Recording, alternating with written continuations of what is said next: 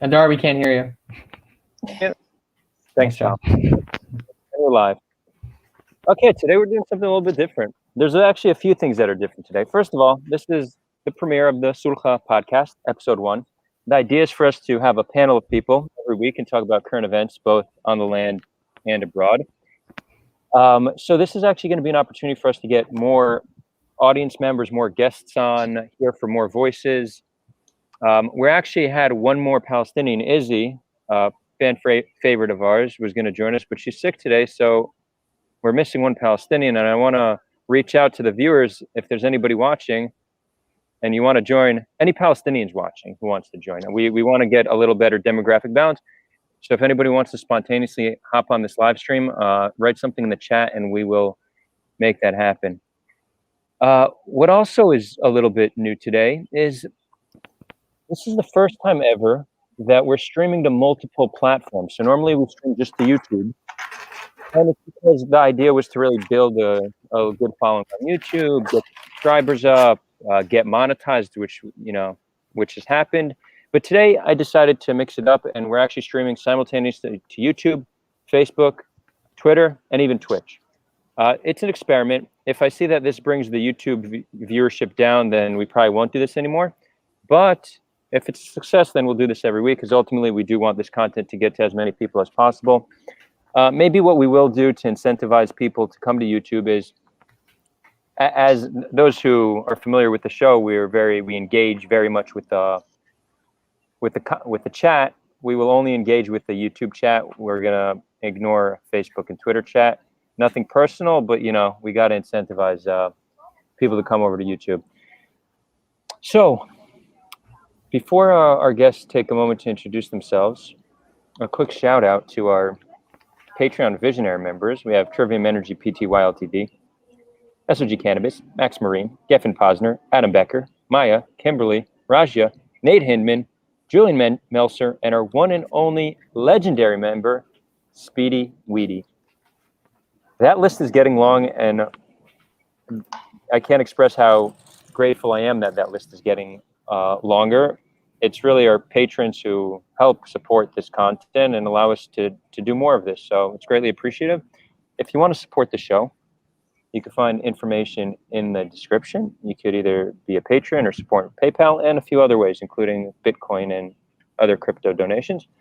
And even if monetary support is not something you can give, that's perfectly fine. Just showing up and being part of the conversation and listening, that's very much part of this. So thank you all for being here. Today we're going to touch on a few different topics. But first, I'd like our guests to just quickly introduce themselves. Paulina, you can go first. Hi, my name is Paulina. I am a diaspora Jew who's currently living in Israel. I moved here 1 year ago. Prior to that, I was living in London, and I also lived in the US for an extended period of time. I'm a dual citizen. I'm a language professional, so I work as a translator from Spanish to English, and I've recently added Hebrew to my working languages, and I'm also learning Arabic.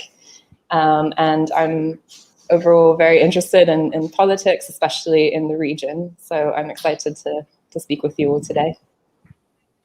And I'd like to say, Paulina, you've been an active member of our community since pretty much the beginning.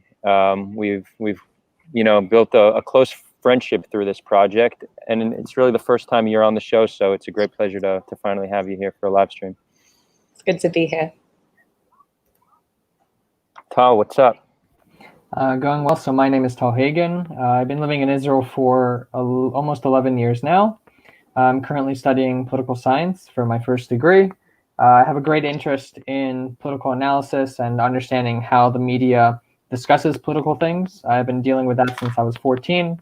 And then as I've gotten older, I've wanted to understand the conflicts going on within my own country, Israel. And so I got into different types of programs like this to actually have a more open conversation with Palestinians and people from different political viewpoints, right and left wing. And here I am. Thank you, Tal. Great to have you back. Eunice, brother, what's up? Nice meeting you, Paulina and Tal. So I am a Palestinian translator. geopolitical commentator and dialogue facilitator, and I live in Ramallah. Yeah. Great to have you back on the program, Yunus. Thanks, Adar. So we're gonna touch on a few different topics. Where do we start? So just so everyone knows, the primary focus of the current events we'll discuss will be Israel-Palestine related, but we'll touch on some international events as well. So we'll touch on a little bit of both.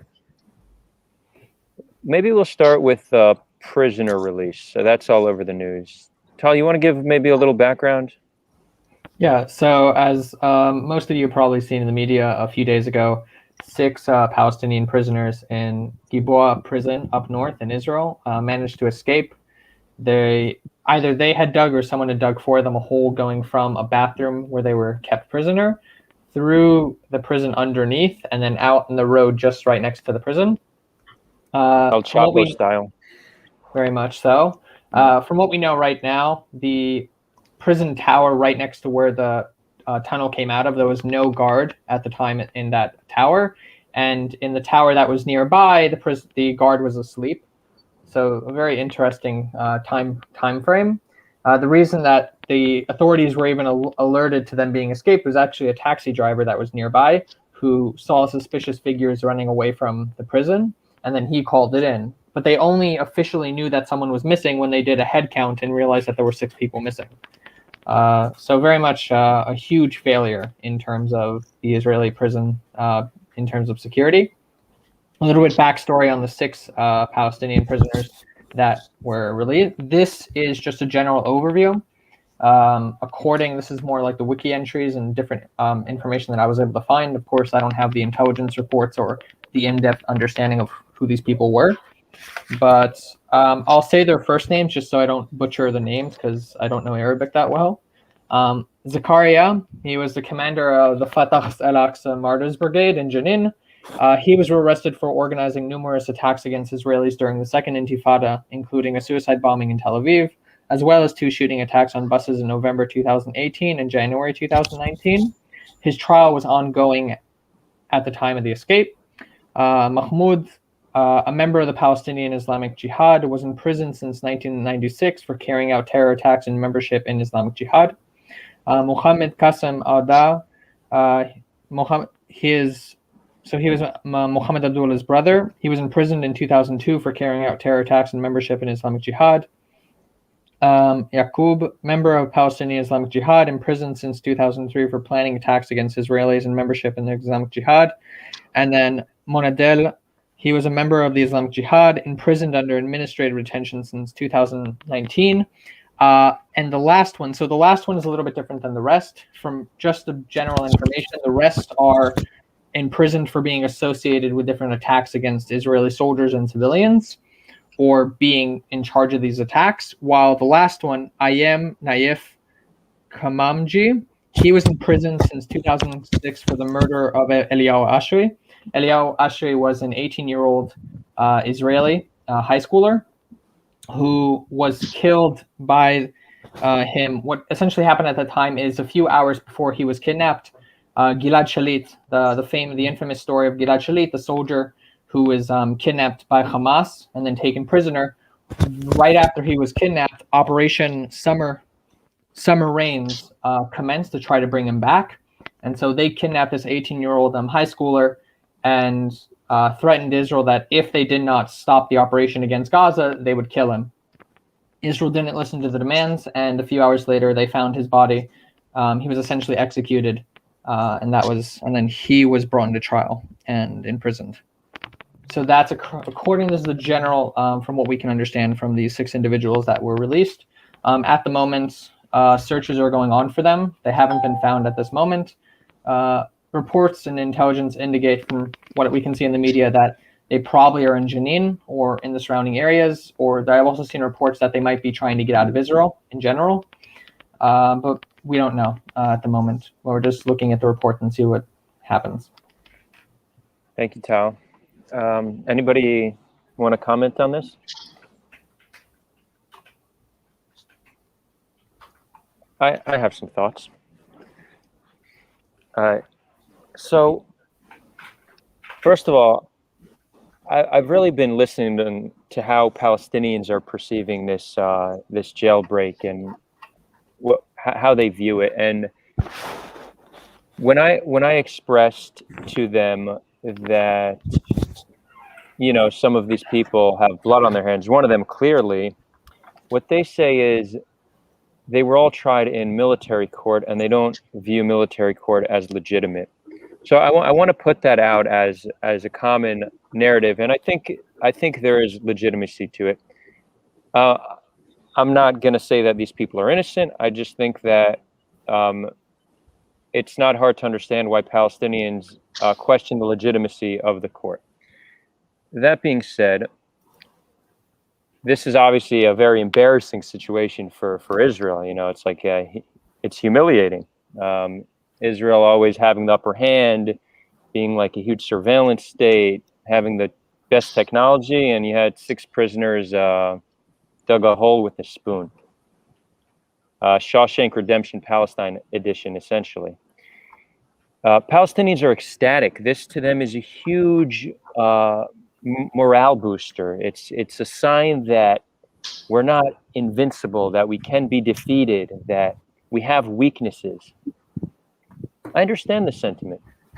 I expressed, and this is a conversation I recently had with my Palestinian friend Bassam, who's actually been on the channel. I told him, I said, I can understand why you view this as a win, but aren't you concerned that this is just ultimately going to harm Palestinians more? The security protocol will now be stricter in prisons. Israel's already arresting more Palestinians. They're kind of making up for their humiliation, and it seems the net total of this release is just going to be more harm towards Palestinians.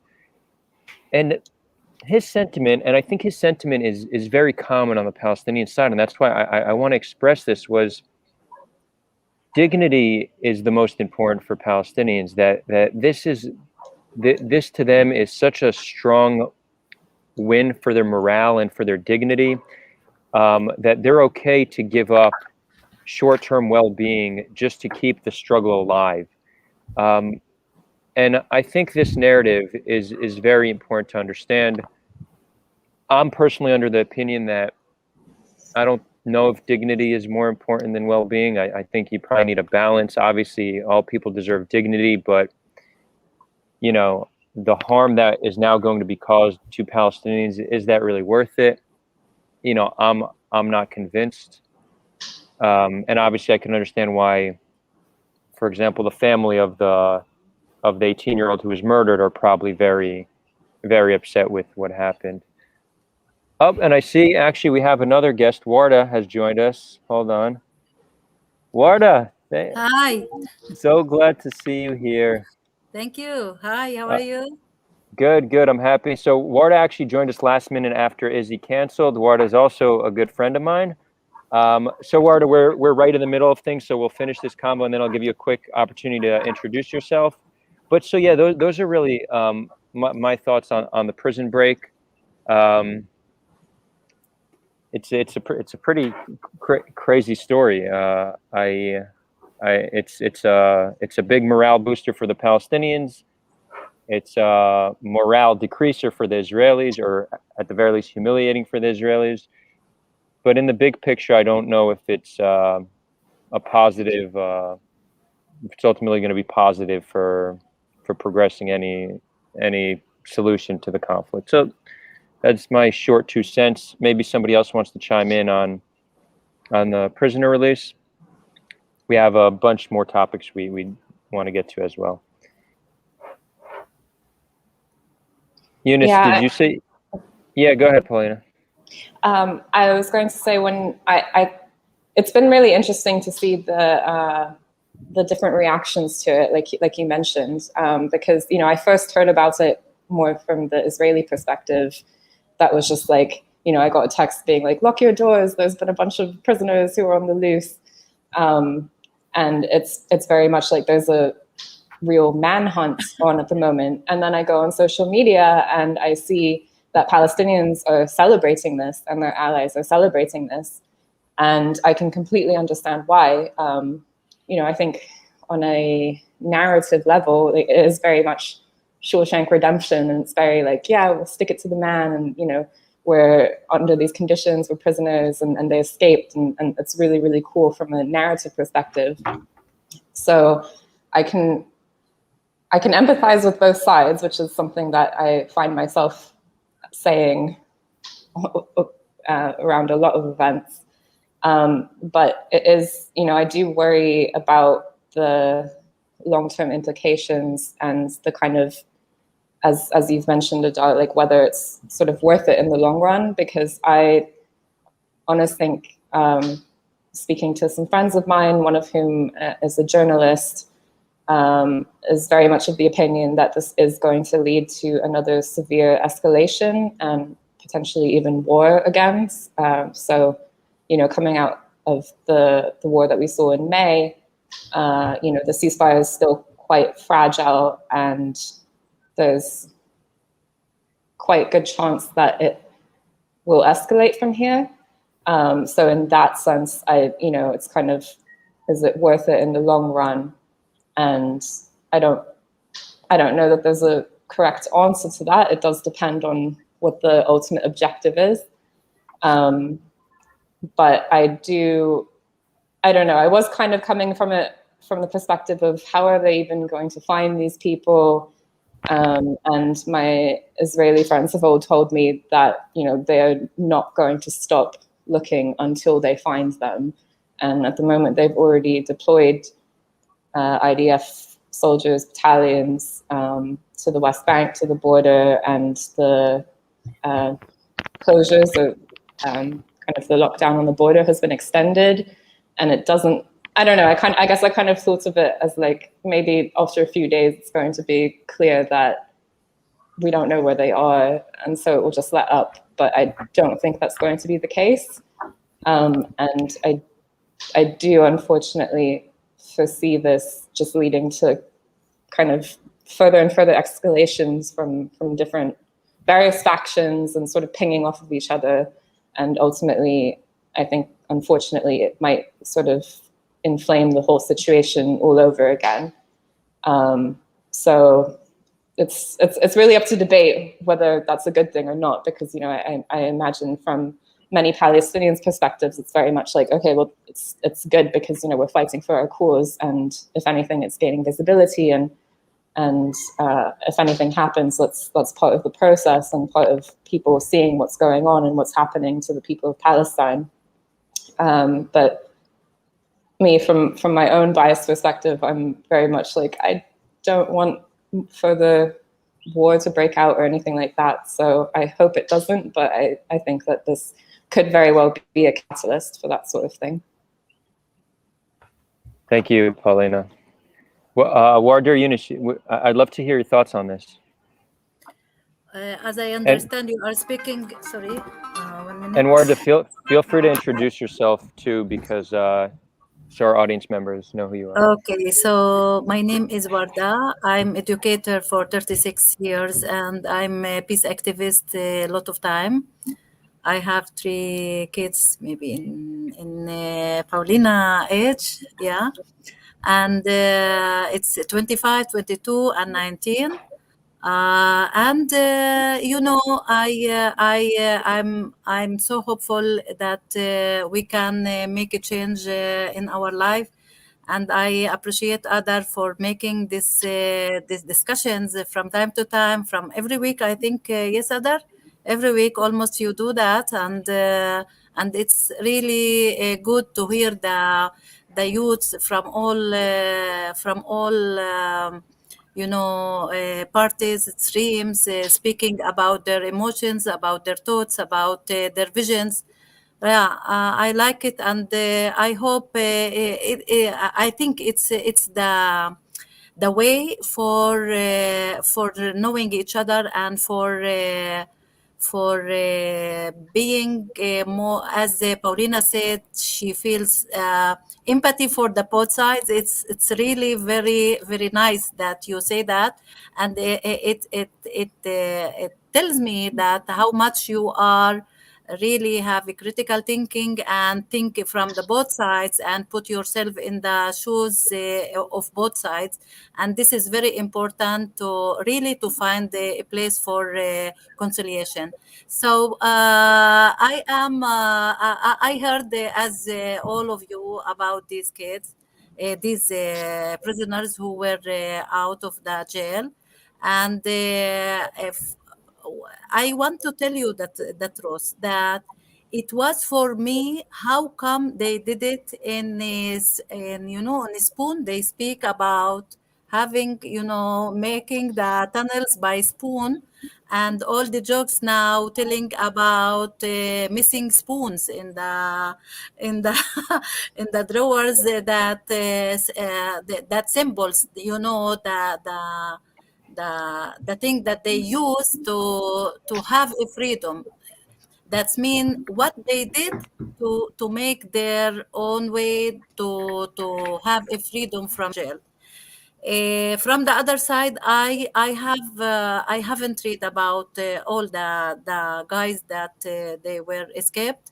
Only one who is the artist, and I saw an article about him, and I saw about also in TV speaking how he started his way on activism against occupation and against military suppression and and how he used also the art, how he started that. He is also artist. He act and he also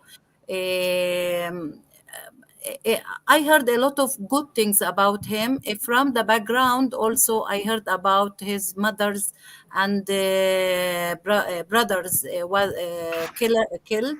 They were killed in a bomb in their houses, in their house. And from one side, you say that I don't know why he is in jail, and as I know, many prisoners in jail because they fight for freedom, and they fight for being protester, for being protester for the occupation. From the other side, I am not willing. I don't agree with all the how to say that the violence that it is on all that they can maybe they did on innocent people. I don't know about that person Zubeidi, but I really didn't read about the others. I was very busy in many projects lately, so I think.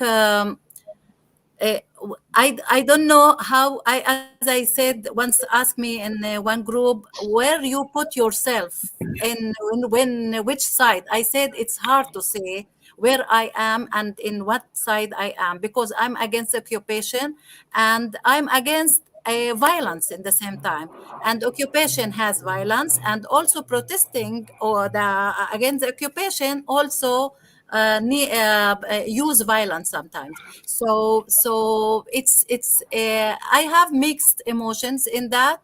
I feel sorry for everyone who was killed, innocent or even soldier, or even anybody who was killed, any soul was killed. I feel sorry for that, but I see that I can't, how to say that, judge these people. I can't because I'm not there, and I can't judge also the Israeli military because I'm not there.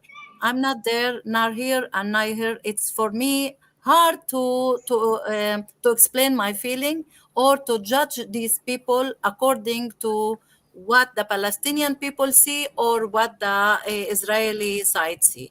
But they are really they are not criminals. They according to the goals or the visions that they work on it, they are protesters against occupation. I think if there wasn't occupation, there will not be a kind of these protesters or make violent against the innocent people because now I see that a lot of time less and less private people make violent actions against Israeli innocent people.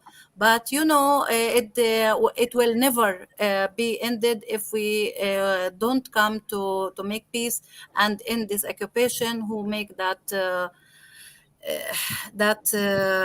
kind of of mixing emotions between the two people. Thank you, Warda. Thank you. Eunice, did you want to chime in here? Yeah, I wanted to thanks for that kind of encompasses most of the what most people think, or the comprehensive view on the matter. I wanted to comment on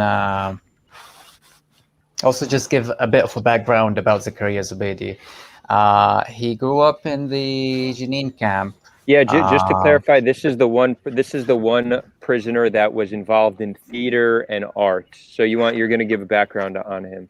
Mm-hmm. Yeah, because I'm interested in theater and art as well. So I had to watch the film that was made about him and about the Israeli woman who raised. Not exactly raised, but she was involved in these people's lives as they were growing up. Her name was Arna Mir. She got married to Saliba Khamis, a Christian Palestinian in the 50s. They had a child, Giuliano Mir Khamis, an amazing man. Him and his mother founded the Freedom Theater in the refugee camp, the Jenin refugee camp, which influenced a lot of children and gave them a bit of hope, probably. That was one of the main purposes. And one of them was Zakaria Zubeidi that you would see in the film. The film, by the way, is called Arna's Children. The film shows you that a lot of or some of these teenagers back then were killed early on, and some of them grew up to be fighters. Some of them joined the Islamic Jihad. Some of them, like Zakaria Zubeidi, joined Fatah and became a fighter for the Aqsa brigades. It's gloomy. Some of the part of that image of the whole situation, the circumstances in which they grew up, and what was happening, especially after the year 2000, after the second Intifada broke out, and what was happening in the refugee camp, and especially during and after the 2002 Operation Walled Guardian. This is probably not the correct translation. Let me just bring up the correct name for the.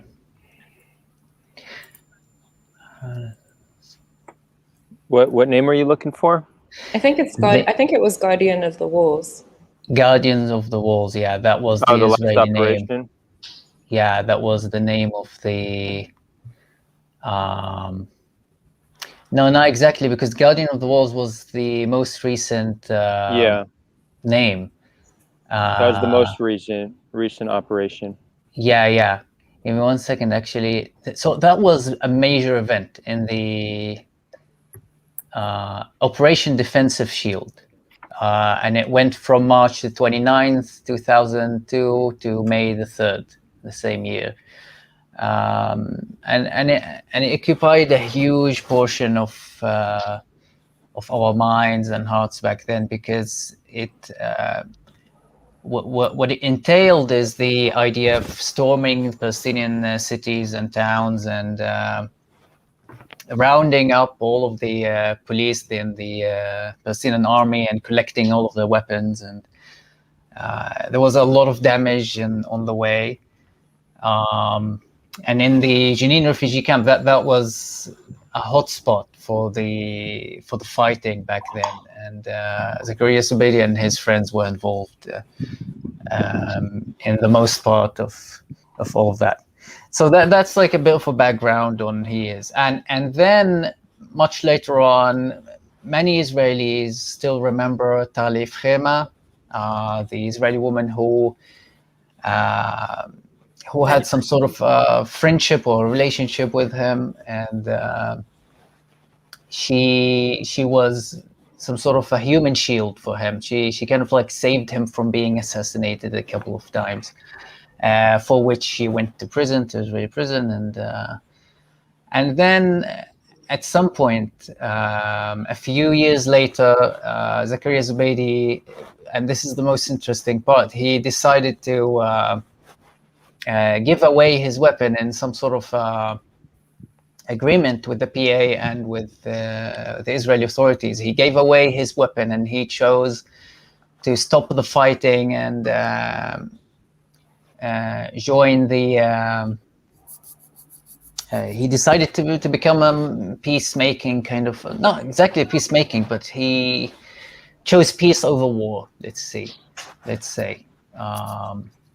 And then, but what happened is that in 2011, things have changed. And then in a few years later, he was arrested by the PA, and then he was arrested by Israel again. And it's just, the whole thing is very interesting. It's very interesting. At some point, Talif Khema was very angry with him because he received a permit from the Israeli authorities to have an eye check at an Israeli hospital in Jerusalem. So she was like, I did all this for you, and then you stabbed us all in the back, and you received the permit from the Israelis. So that was something back then. But then a few years later, he changed his mind again, picked up the rifle, and then carried on. So yeah, that was.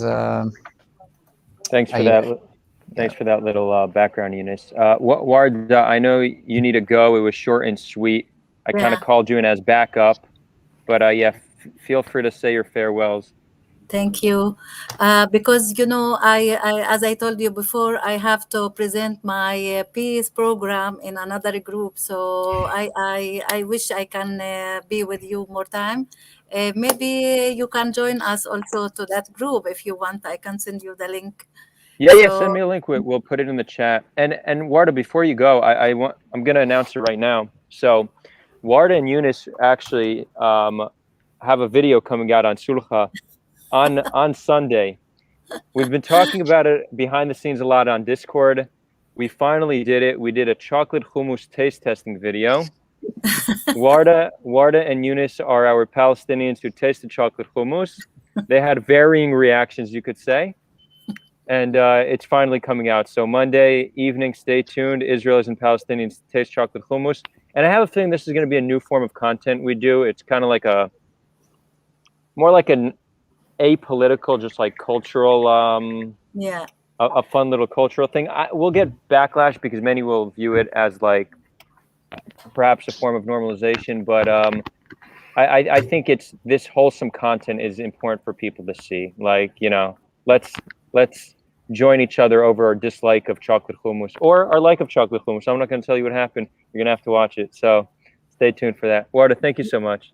Thank you all. Nice to meet you, Paulina and Tal, and Eunice. Take care. Thank you. You too. Nice to meet you. Yeah, thank you. Bye, See nice you. to meet you. Maybe we have another opportunity to meet again. Bye. For sure. Great. Cool. Then there were 4. Adar, I also wanted to comment very quickly on something that you said earlier. Yeah, sure. Which I interpreted as something that I've been thinking about, which is the Palestinian collective fear of the Israeli machine or the Israeli society or the IDF or the government. what I am noticing is a trend. That this fear is kind of increasing, decreasing thanks to social media and thanks to the trends and thanks to many elements. And I don't know whether if that's a good thing or a bad thing, but what I am seeing from my perspective is that there's like in the protests, like there's some momentum in the Palestinian protests that make it sound like that the Palestinians are less afraid of Israelis, are less afraid of saying stuff online, and less afraid of escaping from prison. In the past, Israel would catch those who would escape right afterwards. It sounds like, also from my perspective, that Israel is a kind of a loss of what to do or what to do with Palestinians anymore. It sounds different from what I have been seeing in the last 20 years. I don't know, Tal, Paulina, Adar, what do you think? What are you seeing? I mean, I have less of a day-to-day interaction with Palestinians than yourself, so it's very interesting to hear that. And I don't give too much legitimacy to the voices I hear on social media, because that's kind of like filters out a lot of the moderate voices. Like the voices that are loudest on social media are often most extreme. But what you're saying kind of supports what my friend Bassam said, that he views this as important because it gives Palestinians hope. The one thing I will say is, it is positive that there's Palestinians are energized towards change, but I think the goals need to be clear, and I think this is where I have issue with a lot of activism. That much of Palestinian activism, its goal is to make Israel cease to exist. I would say that's a goal that is ultimately going to harm Palestinians rather than help them. But if you take that energy and focus it to a viable solution, let's say the establishment of a Palestinian state, but not at the expense of an Israeli state, that is energy that could yield positive returns. So I want to see an energized Palestinian population. I want the Palestinian people to have hope. I want them to be mobilized, but I want them to be mobilized in a direction that will actually be fruitful and not destructive. And not only destructive towards us, I genuinely think that the attempt to destroy Israel will harm Palestinians more than it will harm Israelis. And I think, we've been seeing this for the past 70 plus years. So I'm with you that the energy is good. It just needs to be directed in the right avenue. Pauline, do you want to say? I have something also to say, and you want to go first? So I agree with Adar, and like I said before, I'm kind of like living in this bubble where I feel like I'm in a bit of an echo chamber, and Sulha is like one of the only sort of ways that I can break out of it, besides social media, which, as Adar said, tends to be very, very much extreme. So it's a little bit frustrating because it's difficult to get kind of a more balanced perspective, and what you see shared in terms of infographics and things like this tend to be very, very leaning to one side, whichever one it is. But I definitely agree that it's, like I said before, I can fully understand the sort of narrative, how compelling the narrative is of just like these prisoners escaping and managing to do something that seemed impossible. And I can completely empathize with how moralizing that must feel. And then given how compelling a narrative it is, it's also very easy to take it and sort of run with it and not, I've seen a lot of posts that you would think that, regardless of, as we touched on before, I think that the legitimacy of the imprisonment to begin with is sort of up for debate, because you can easily make the argument that Israel had no right to be imprisoning them in the first place. But if we're going to take that with a grain of salt and say that, like, okay, these are people, they were being imprisoned for this and that and the other, that they've actually caused, I think 5 out of 6 of them have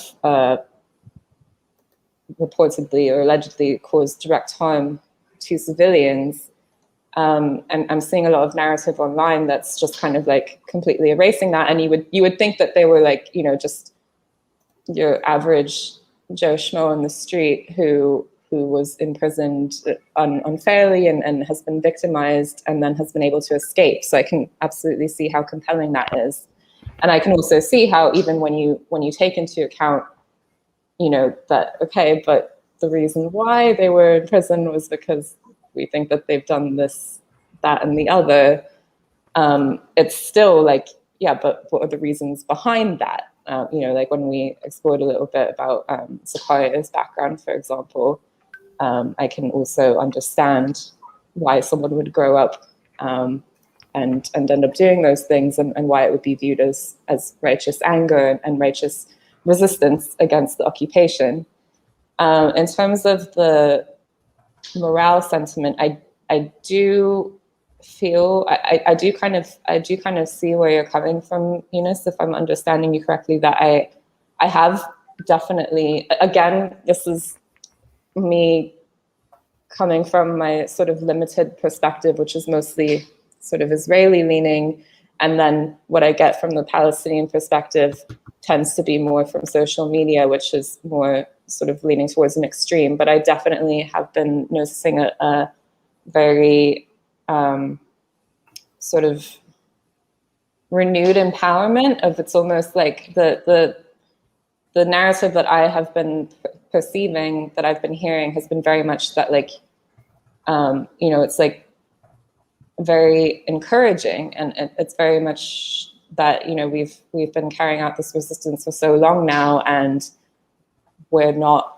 anywhere close to stopping. We're not anywhere close to getting tired or fatigued. It's like now this big thing has happened that is very symbolic and very compelling, and it's very encouraging to people, and that we're kind of winning in a sense, in the sense that the narrative is shifting in our favor, and it's very, I can't think of a better word than encouraging at the moment, but that is something that I have noticed in kind of the perspectives that I've been seeing. But again, this is all coming from the context of my own sort of echo chamber, which I really, really try my hardest to, I'm very, very conscious of the narratives and opinions that I surround with myself with, and I try my hardest to not limit myself to a particular bubble.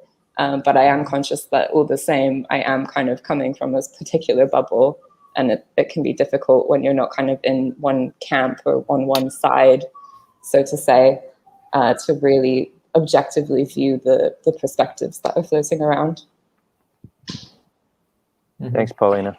I have a thing on Eunice, something that Eunice said about, you said Eunice, correct? Just want to make sure that I'm quoting you right, that it seems in the last 20 years that Israel doesn't really know what to do with the Palestinians, correct?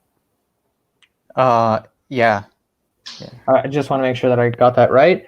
I would agree with you, but I would extend that all the way back to 1948.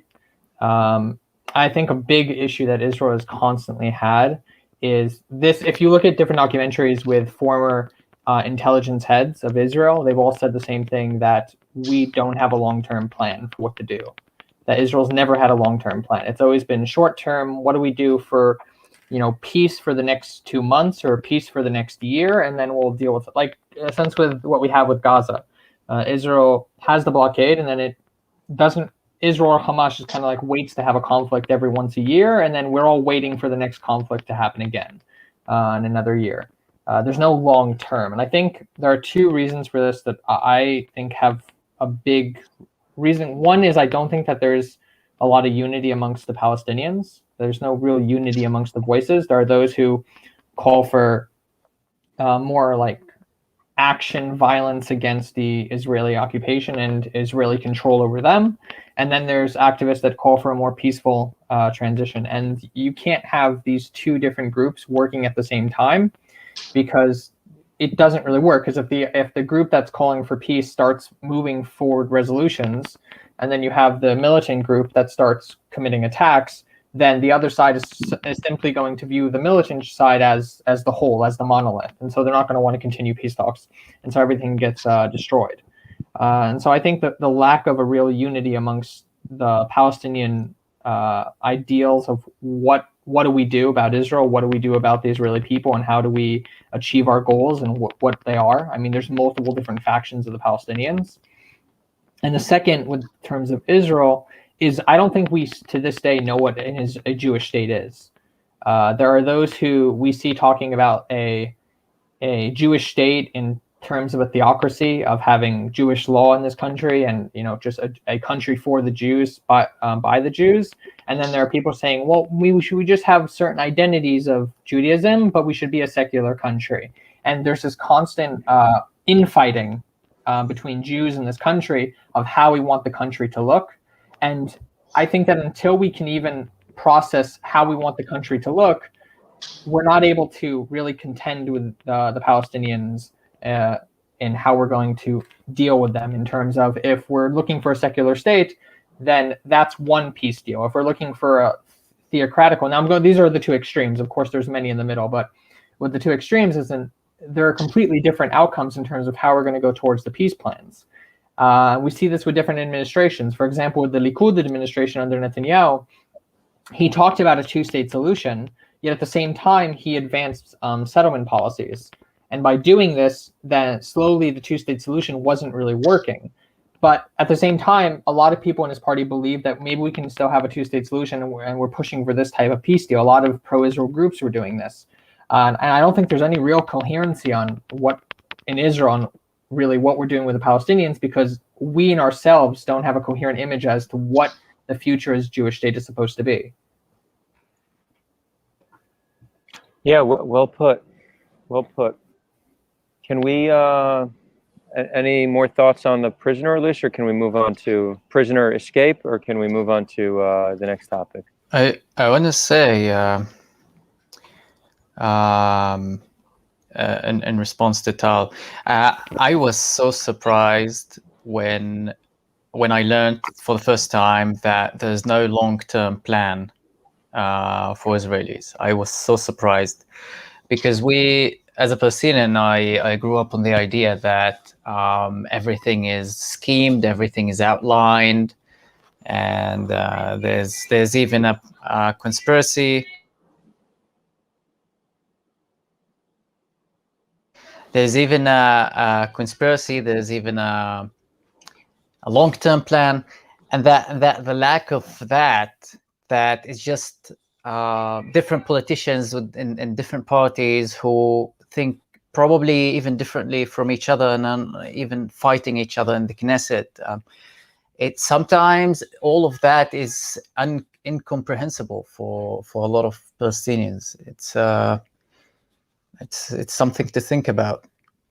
And as for Palestinian voices not being coherent because of the infighting, this has been going on since 2007. And it's amazing that Israel had, for the first time ever, two Palestinian sides to work with, the Hamas in Gaza and then the Fatah in the West Bank. And instead of working with the Palestinian Authority and rebooting the peace process and the negotiations, Bibi has been, and other politicians, other Israeli politicians have been, and policymakers have been progressively isolating, and I wouldn't say isolating, but like, I'm trying to find the proper word, but it's like minimizing and diminishing the role of the Palestinian Authority instead of working with them, the Palestinian Authority in the West Bank, and taking up the opportunity to make a new deal and improve the lives of Palestinians and Israelis,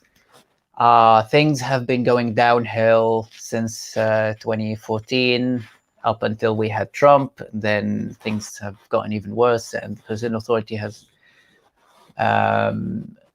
the role and magnificent.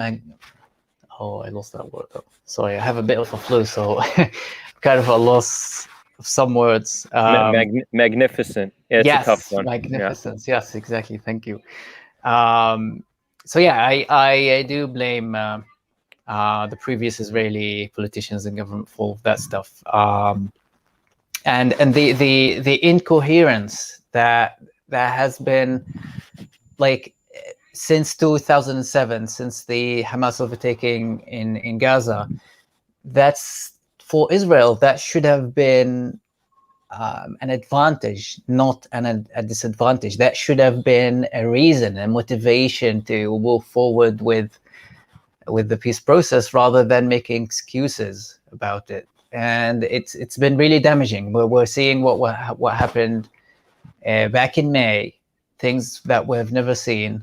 And we're seeing how Gantz is trying to reboot the peace process with Abbas, but it's probably too late.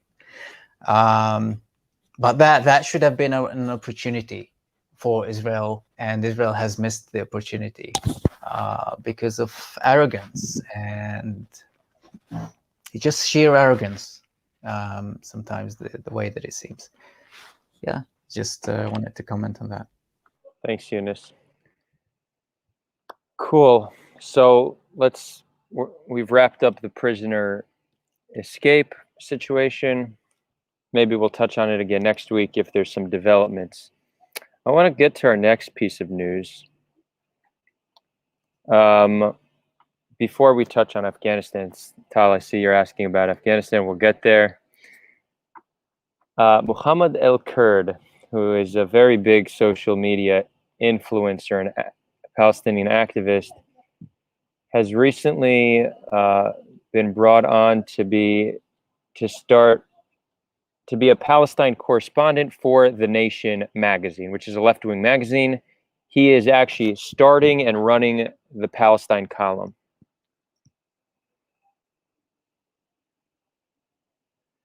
I view this as problematic, okay?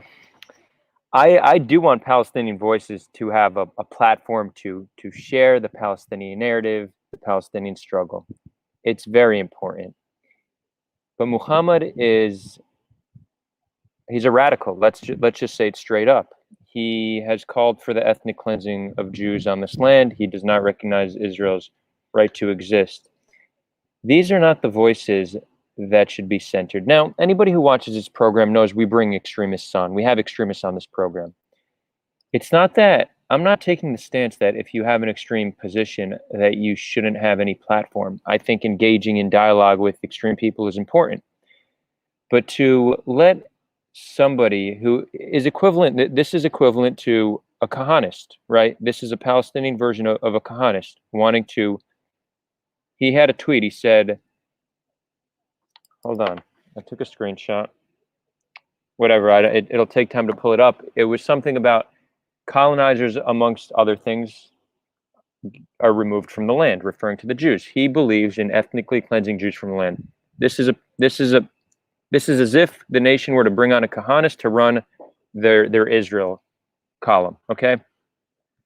These are not the voices that we should be centering. And I can't stress how harmful I think this is for our discourse and for Palestinian activism. I am talking to Israelis constantly.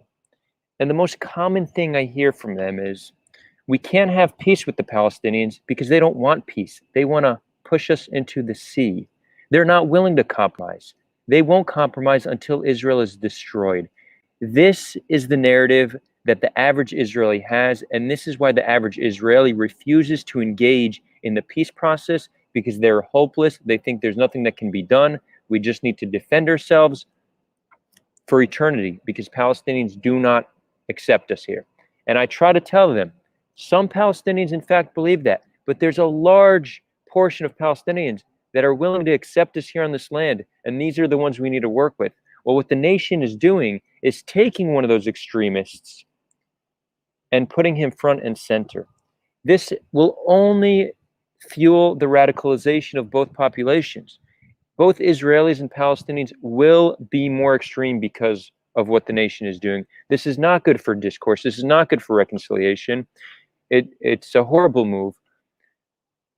I can understand how people become extreme. Extremists are not created in vacuums, right? The extremists are products of their environment, whether you're a Kahanist or a Palestinian hardliner. So to an extent, we should sympathize with extremists. We should understand that they were not born like this. And I very much believe that. But that being said, there's a difference between being able to understand how somebody became extreme and how their environment radicalized them. But there's a difference between understanding that and then putting them front and center to run a column. Okay? A Kahanist should not run a column on Israel in a serious newspaper, and someone like Muhammad El-Kurd should not run a column on Palestine in a serious newspaper. I don't know if people here want to build or add to that. So I am inclined to agree with you, Adar. My question would be like, I don't know how accepted the notion of Muhammad El-Kurd being an extremist is, because I personally haven't seen anyone except Israelis saying that, like, oh, you know, he's an anti-Semite, he's Right. Extremist. That's a problem. Yeah, like I will admit, I saw the news earlier today. I saw like a tweet or something about him having been assigned to this column, and my first reaction was like, ooh, you know, I feel a bit uncomfortable with that, because my perception of him is that, like, he's a bit extreme.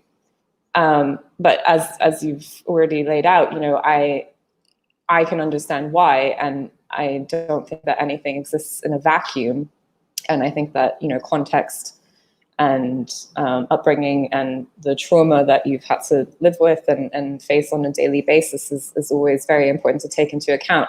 However, as you said, you know, when it comes to something like a column, I think that, I mean, I don't know him. I don't know the guy personally. I don't know, like, maybe when he's not being an activist, he has an excellent capacity to, you know, be objective and Wait, and have you seen his capacity to be objective from anything he's ever put no, out? this is what I'm like I don't know him. Maybe he does, and I would hope so, because this is what I would hope for from, you know, a column that's allegedly, you know, going to be an unbiased publication. What I wanted to say was that this kind of reminds me of a point that I've kind of been pondering for a few months now, and I've also mentioned it in the Sulha community, that because when I'm speaking to my Israeli friends, anytime that he gets mentioned, they just immediately write him off as like he's an anti-Semite, you know, and just like don't even listen to what he might be saying. And that also rubs me the wrong way, because you know, this is a much more involved discussion. But there is something to be said about, you know, I do think that a lot of the time that is sort of an easy way to just completely discredit someone, is to say, like, well, they're anti-Semitic, they're an extremist, they hate all Jews, they hate all Zionists, but what they really hate is Jews, blah, blah, blah. And I don't think that's fair either, given the context, as I said. But it does kind of, something that I said recently and that I've been pondering over, is that I do almost feel like there is too much of an emphasis on when it comes to like Palestinian activism and the sort of Palestinian narrative. I almost feel like there's too much of an emphasis on defending it as not anti-Semitic, when I think the reality of the situation often is that if I were Palestinian, and obviously I'm not, so I'm just conjecturing here. But if I were Palestinian and I had, all these done to me and these generations of trauma, and then on top like lived everyday trauma that's kind of being done to me in the name of Israel, in the name of a Jewish state, I would be a bit anti-Semitic. Like I would have anti-Semitic inclinations if I have this sort of reinforced over and over again narrative. And I know that as Zionists, I'm someone who considers myself a Zionist, and we're always trying to separate these things completely and say, like, Judaism and Jews are not the same as Zionism, blah, blah, blah. But at the end of the day, I feel like in practice, a lot of the things that have been done to the Palestinians have been done in the name of a Jewish state. And so I can absolutely see how someone Palestinian would kind of like, there is, you can't completely separate the two, is what I suppose I'm trying to say. And there is some conflation. So I almost feel like it's less realistic to expect someone who has been subjected to the occupation and all of this trauma to be completely free of anti-Semitic sentiment.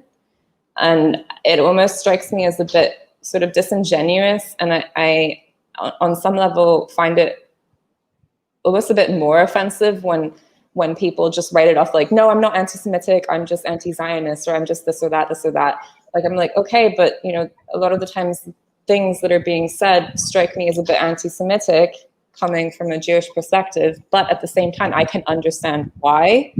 And I feel like it might be more productive in the long run and I don't know how we go about doing this, but the ideal scenario in my head is for people to kind of have more of a frank conversation and sort of admit to these things where it is like, if I was being consistently subjugated and oppressed by a certain group of people, I would realistically have resentment and strong feelings towards this group of people. And that doesn't, that may very well be bigoted and not okay, but it's also understandable in the context. So I guess the point that I'm trying to make is that I feel like there's kind of a lot of dancing around this where sort of both sides, so to speak, I don't like using that term, but for lack of, for clarity or brevity purposes, they kind of like weaponize anti-Semitism as either, that's anti-Semitic, so you can't say it, or they say that's anti-Semitic, so we can't say it, when really they mean something else. And I feel like there would be more to be gained from having a sort of more down-to-earth, honest conversation around like, well, maybe it kind of is, but why? And there are reasons for that. And I understand that. Doesn't mean that I accept it, but I understand it. So that's kind of like what seeing today that Mohammed El-Kurd has been made head of this column, for the Palestine column for The Nation. It kind of, as I said, on a personal level, it stirred up feelings of like, oh, I don't like that. But it also brought this point back. It made it fresh in my mind again, where I'm like, okay, I personally think he's quite anti-Semitic, but the reasons why I think are worth delving into. That being said, I personally agree with you, Adar. I'm not convinced that this was the right move to make. Yeah, I mean, I don't even think that, like, as you know, I'm not quick to call people anti-Semitic, and I agree with you. I think it's actually quite understandable why most Palestinians harbor some form of anti-Semitic sentiment. Like, it's understandable. So it's very rarely where I'm going to call a Palestinian anti-Semitic. I'd rather just explain to them why certain views are harmful. So the claim isn't Mohammed El-Kurd shouldn't have a column because he's anti-Semitic. He shouldn't have a column because he refuses to recognize Israel's right to exist and called for the ethnic cleansing of Jews. Put anti-Semitism aside. People who want to ethnically cleanse another population shouldn't be put front and center in discourse. I mean, that to me just, makes sense. Yeah, anybody else want to hop in here?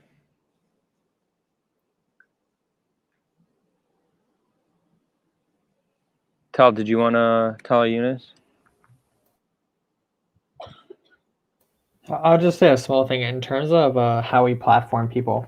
I didn't really know the name of the column, so I looked up The Nation. I mean, they have 1.2 million followers. They're an incredibly, it seems like, well respected. I mean, that they've been around a very long time.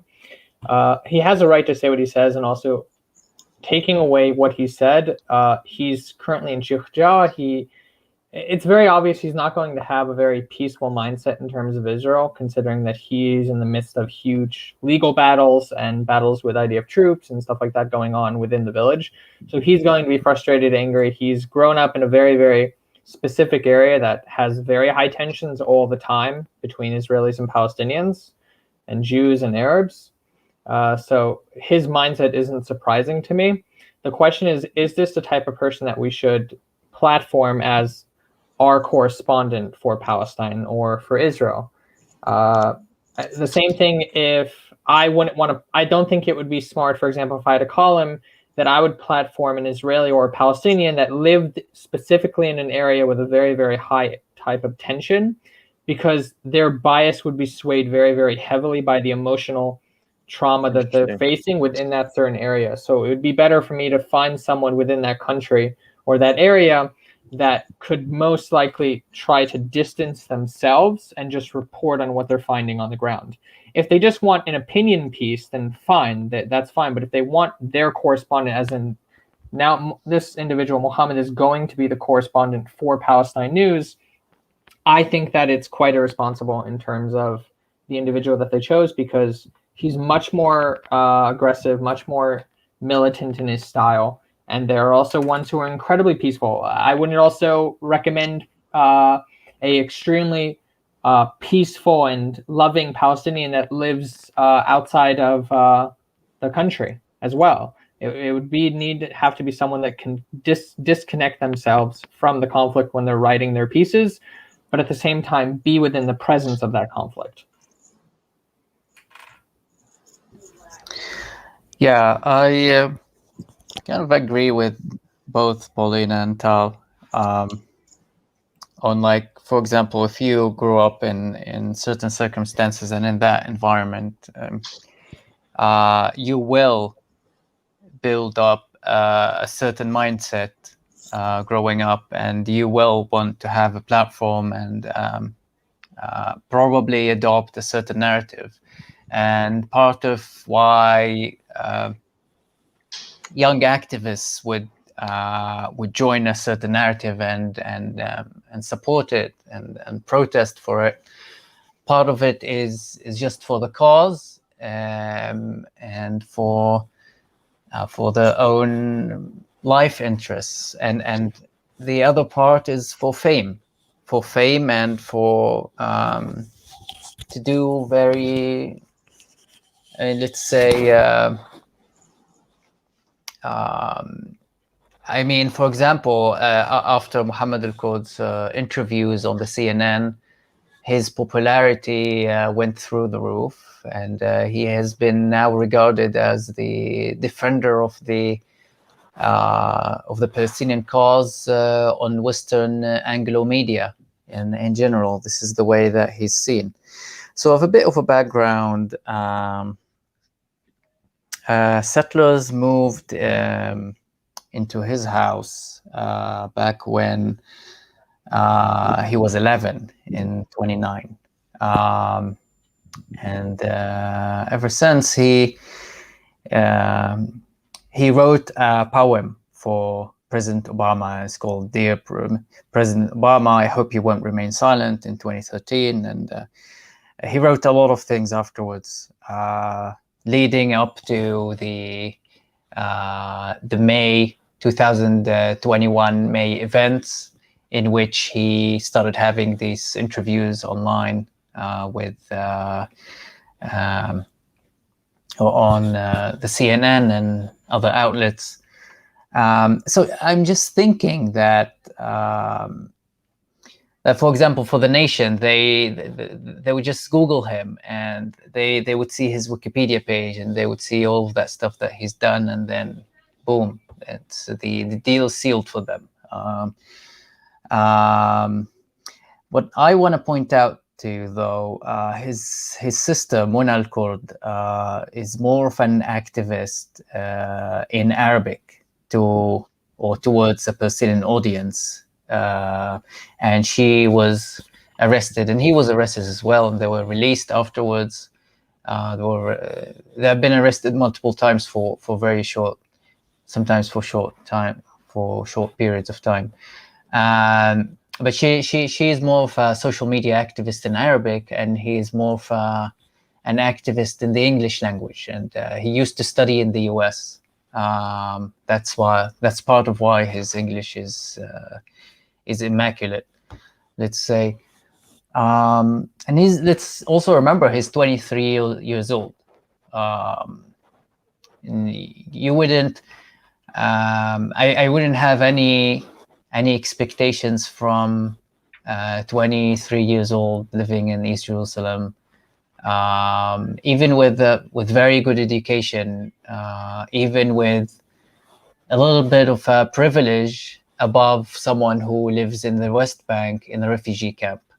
But what's interesting is the rage that would come out of someone with more privilege than someone who grew up in a refugee camp. But it's all relative. It's all relative, and both are suffering from both of these examples, both of these people, Muhammad al-Kurd and someone who grew up in a refugee camp without any rights, without any privilege, would have rage and would have anger and would have a cause to fight for. And they're both victims, kind of victims to the same problem. But yeah, there's a comparison. There's like, I haven't lived with him. I don't know exactly what has happened in his house, but knowing that half of your house has been occupied by settlers, I don't know if they have left afterwards. But just living in that environment in Sheikh Jarrah is abnormal. And I don't know how it will turn out for the nation. Being a correspondent entails that you would be reporting on the issues around you and in your surroundings, and without a certain bias. So I don't know how will that turn out. It's interesting. Shall we move on to Afghanistan? Great. Maybe there's a little chat there's a little conversation chat that I kind of joined in on. Maybe I'll make clarification on it. We talk about this a lot, but it's often said, you often hear Palestinians say, I can't be anti-Semitic because I'm a Semitic person. So this is normally used to just undermine when Jews are trying to describe anti-Semitism. It's just a way to say, well, what you're saying is irrelevant. First of all, Semitic is a classification of language, not of people. It used to be a classification of people, but it's no longer used as such. So there are no Semitic people. But regardless of that, the term anti-Semitism just means it's equivalent to anti-Jew. Okay, these are 100% interchangeable. That's just what the term means. So to hear the term anti-Semitism and then say, but I'm not anti-Semitic because I'm Semitic, that's not what the term actually means. So it's just a way to delegitimize when Jews are describing anti-Semitism. I'll add to that, and I do think the Jewish discourse on anti-Semitism is entirely misguided. I think we often label way too many things anti-Semitic without giving any explanation why it is, and anti-Semitism being a very complex form of hate with a very long history, most people don't understand its complexities. So rather than just hurling the charge of anti-Semitism towards somebody, explain to them why their rhetoric is hurtful and harmful. Don't just don't just use charges of anti-Semitism, because when it's overly used, people stop taking it seriously. And that's exactly what's happened. People now hear anti-Semitism, and the same thing has happened with charges of racism and sexism and transphobia. It's happening with all these forms of group hate, that activists are weaponizing them and overusing them, and people no longer take them seriously. So use these terms sparingly, and instead of charging somebody as an anti-Semite, explain to them why what they're saying is harmful. Just a better approach, in my opinion. Can I just quickly add, like, I'm a huge proponent. Sure. I know I didn't do it just now, but I actually think that we should just completely change the word to Judeophobic or something similar to that, because it's so instant, like Judeophobic, it's very obvious what that means straight away. And that would completely avoid this problem, which is a huge pet peeve of mine, because it's just such a silly trail of logic that kind of distracts from everything else. I'm cool with that. I have heard somebody make a distinction between anti-Semitism and Judeophobia, but that, granted, that's somebody who their activism is focused on it, so they're meant to like create concepts and you know, put them out there. The question is, how do we actually change this in discourse? I think if enough activists agree to just change it to Judeophobia, then perhaps we could do it. I could get behind that for sure. Yeah. Mm-hmm. I disagree. We shouldn't. No, you like anti-Semitism? Yeah, there shouldn't be a distinction. There shouldn't be. I think it's they very should be bad. Interchangeable. It's very bad already. It's very bad, and it's already a huge struggle trying to teach people about it and educate people about anti-Semitism, and it's kind of from from the lenses of someone like me. There's a lot to do about the way people feel generically about Jews in many parts of the world, and it's worrying. And that's a discussion for another time. That's I just wanted to chip in. Yeah, sure. And by the way, you know, we spoke about Muhammad El-Kurd. I would gladly have him on the show, gladly. Like I've reached out to him, he didn't respond. I don't imagine he would come on the show because he would view that as normalization. Even for a debate, I don't think he would come on. Like, that's really his stance. Do not engage with the enemy.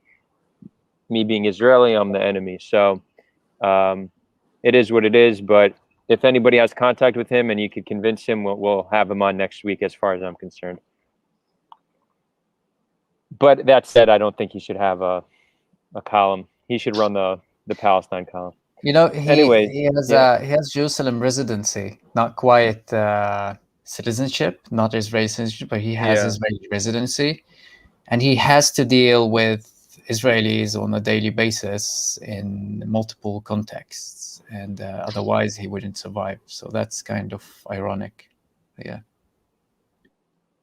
Interesting. Great. Afghanistan. So we're actually 2 years away from the 20th anniversary. So I think this is fitting. Tal, you wanna take the lead? What do you mean 2 years away? It is the 20th anniversary. 2 days away. 2 days. 2 days. 2 away. days. Yeah, away. Yeah. It's 9/9 today. Yeah. So in general, I'll just do a general overview first of what really occurred. So we had, during Trump's administration, he had the Doha Agreement. The Doha Agreement was an agreement exclusively between the Taliban and the U.S. government. The Afghan government was excluded from these talks. In the agreements, the agreement was not to allow Al-Qaeda to gain traction in Afghanistan, and that there would be future talks with the Afghan government and the Taliban for ceasefire. The promise by the USA was to leave completely by May 1st of 2021, and that the Americans would also release 5,000 Taliban prisoners. So as we know, America moved this date from May 1st to September 11th. In my eyes, it's quite a strange date to move it to. I think that it's actually counterproductive. I don't know why Biden did that. I actually tried understanding why Biden moved the date of when America was supposed to get out of Afghanistan. but it seems more it was a logistical issue with getting soldiers in and out. But if anyone has a better understanding of what exactly was the reason that Biden moved the date from May 1st all the way to August 31st, and then all the way to September 11th, I'm happy to see that in the chat. One of the reasons why I saw this a lot on social media was talking about why there were so many people still in Afghanistan and why didn't America have a proper plan. American intelligence was really bad at the end of the day in terms of how powerful the Taliban actually were. They thought that I think it was in March or May, they thought that it would take, no, actually in July 14th of this year, 2021, the American intelligence thought that it would take 6 months for the Taliban to take over the entirety of Afghanistan.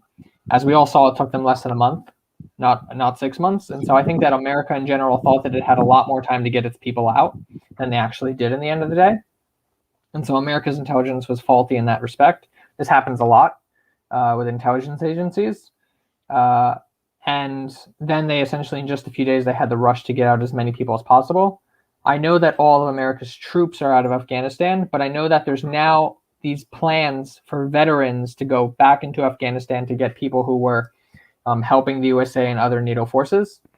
The Taliban have tried to show themselves as having a new image, that they're not going to be as they were when they originally took over Afghanistan after the Afghan Civil War, by promising more rights for women, that they'd be able to get education, that they wouldn't hold grudges against NATO forces or Afghan troops. We have seen in different media leaks that these promises have not been observed. For example, there was a anti-Taliban pro-women's march that was warning shots were fired in the air to disperse the crowds. In, I think it was July or August, there were Afghan troops that surrendered to the Taliban that were then executed. There was different reports that the Taliban were going house to house trying to find people that worked with the Americans. We're also seeing now that they've banned music in public. They've changed the complete face of Afghanistan in terms of now it's called the Islamic Emirate of Afghanistan. I think that's the new name of the country. And I think that a reason that they're doing this is they're trying to get international support. They want to be seen and recognized as a real country. And so they're trying to show themselves as more moderate and that they're able to do this. We're seeing that there's a lot of different things going on in terms of Pakistan, that Pakistan's having a lot of involvement with Afghanistan recently. As well, China 2 months ago started making different types of deals with Taliban because there is a massive, I think it's called lithium deposits in Afghanistan. So the Taliban are sitting on trillions of dollars of wealth and materials. So they're trying to use this to their advantage in terms of world powers, hopefully to get different types of agreements. And we're currently sitting in a situation to see what really happens. The Taliban announced today from reports that on 9/11, they're going to officially have an interim government. So that's when they're going to officially announce their own government on the 20th anniversary of 9/11, which is an interesting date to put it on. General understanding of what actually happened, if you want to just a very, very condensed history. The Soviets came into Afghanistan and occupied the land. America and different Western countries supported the Mujahideen that were essentially resistance fighters against the Soviet occupation. They supported them because it was about capitalism against communism. So they supported the Mujahideen so the communists wouldn't have more influence on the region.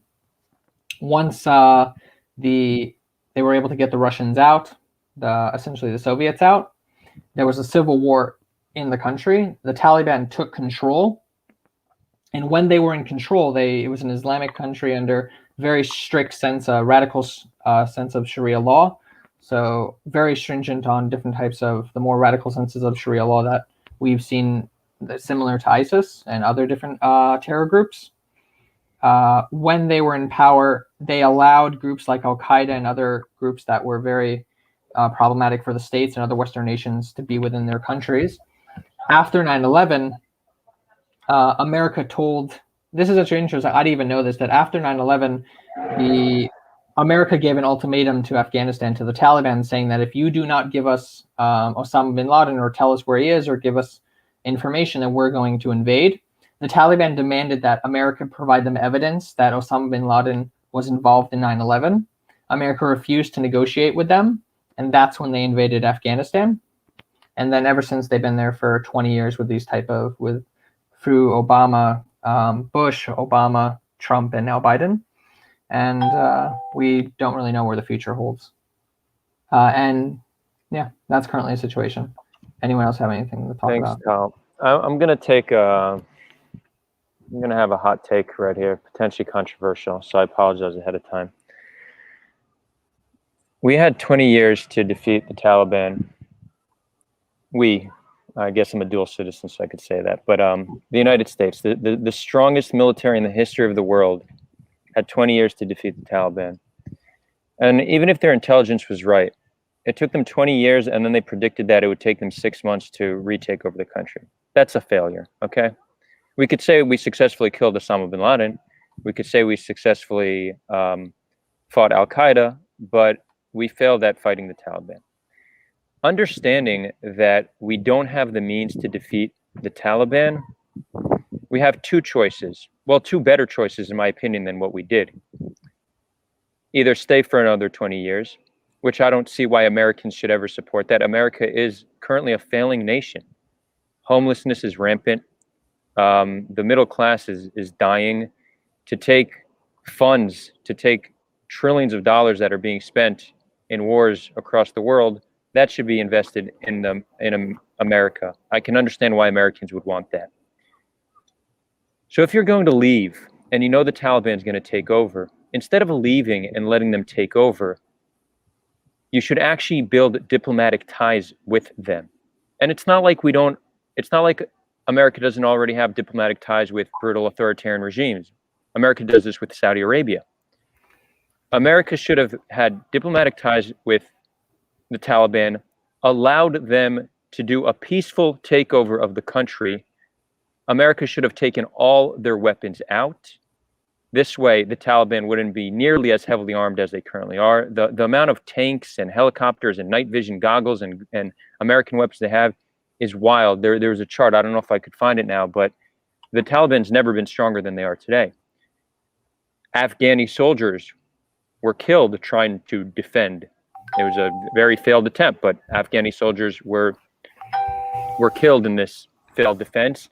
And not doing it diplomatically, we don't even have a room where we could negotiate any terms and conditions. And now we have no say over what happens in Afghanistan. You know who does have a say? Russia and China. So what we did was the worst possible thing. We left the Taliban stronger than ever before. We left the country in turmoil. And America has zero influence over what happens in Afghanistan. The Russian embassy didn't get evacuated. The Chinese embassy didn't get evacuated. Why can they have diplomatic ties with the Taliban and America can? Is America too moral to have diplomatic ties with the Taliban? No, they have diplomatic ties with Saudi Arabia and other brutal authoritarian regimes. And don't get me wrong, the humanitarian issues in Afghanistan is horrible. I mean, it's, you know, when you understand what's happening, you know, it makes you want to cry. So, it's obviously this isn't an easy decision to make, but we would have been better off had we done it like that. So either build diplomatic ties with them and allow them to take over the country in a peaceful way, or stay for another 20 years and spend trillion more dollars in hope and without potentially achieving any goal. So, you know, that's how I see it. Anyways, who wants to chime in? It's a miserable situation. It's a miserable situation. But it seemed as if it was kind of agreed upon in the beginning during the Trump administration when they had these peace talks in the Doha and Qatar. And Qatar is in direct contact with the Taliban, and it sounded like the there wasn't an issue with the Taliban taking over again. It's very bad for the Afghani people, but for the international community, it sounds like they could save a bit of money not having to deploy the troops in Afghanistan anymore. But I just want to make a small distinction. What the US had supported back in the 1980s against the Soviets was the Mujahideen, that was led by Ahmad Shah Massoud, and he's the same guy, and he has led the same people who have been fighting against the Al-Qaeda and also against Taliban. And he's been, what's the word? He's in the Panjshir region nowadays, fighting and resisting against the Taliban to this day. His son, Ahmad Shah Massoud. And as you've heard in the media, he's been the nightmare of the Taliban. So people say, oh, the US has supported the same terrorists back then, but it's different people. I just wanted to reiterate on that, but it's a miserable situation. I want to just give a little bit of a background on how the issue is viewed in the Arab world and to Palestinians. Al Jazeera channel in Arabic has been having interviews with Bin Laden and the Mullah Omar, the other guy in Al Qaeda, and Taliban's leaders and militants. They have had access that nobody else has had, and as a result, they managed to boost the image of the Taliban and Al-Qaeda in the eyes of millions or hundreds of millions of Arab viewers back then, in the early 2000s, at least. And it's a completely different message from what you would see on Al Jazeera English regarding Taliban and Afghanistan in particular. It has been back then, the narrative was that that the invasion was colonialism, was very bad, was disgusting. Back then, the narrative on Al Jazeera in Arabic, and now the withdrawal resembles liberation, resembles all of the good things. Al Jazeera Arabic does not say that anymore because they don't want to kind of. It's not as explicit anymore, but it's implicit that they're cheering, and they know that the audience, especially the older people who have been watching Al Jazeera in the early 2000s, 20 years ago, they know that these people, the audience, would love to see these images and would love to hear the narrative of liberation of Afghanistan from the quote-unquote the American occupation and all of that stuff. And as you said, Adar, it's a miserable situation, and it could have been handled so much better. But it wasn't. If you want to ask me any specific questions on how it was perceived in the Arab media or in the Arabic narrative or the Palestinian narrative, even, I would be happy. Yeah, I actually am interested in knowing how Palestinian media portrayed Afghanistan.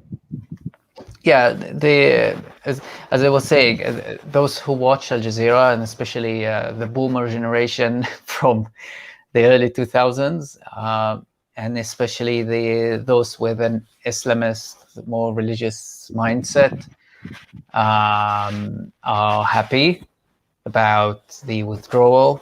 They're happy about Taliban taking over. But those with more of a moderate or liberal views have been very anxious about what happened, and they are very sad, and they are also in solidarity with the Afghan people against the Taliban rule. So it depends on what you're watching and what your parents have been watching as you've been growing up.